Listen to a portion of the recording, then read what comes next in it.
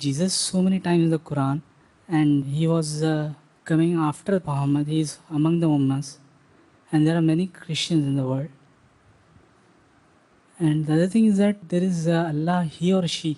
Can you please tell? Brother asked two questions. The first question is that why is Jesus Christ, peace be upon him, mentioned more number of times in the Quran? And that's what the argument put forth by Christian missionaries.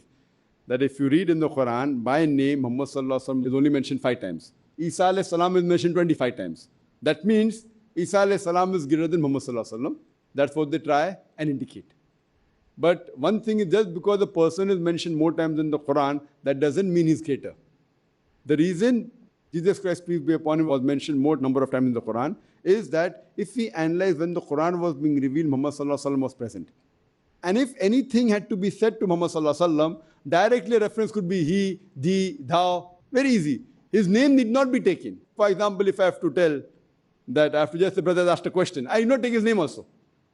But if I have to speak about someone who's not present here, for example, Sheikh Ahmed Didat, to start the discussion, I have to say, Sheikh Ahmed Didat said so and so thing.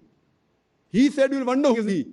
But if the person is present, directly mentioning the brother asked a question or he has asked a question, it's possible. So when the Quran was being revealed, Muhammad Sallallahu Alaihi Wasallam is referred to as the Prophet, thee, thou, hundreds of times. His name need not be taken.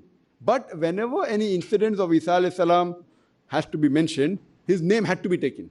So that's the reason Isaa alayhi salam is mentioned in the Quran 25 times. That does not mean he's greater.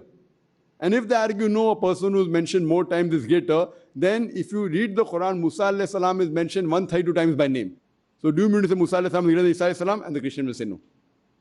Coming to a second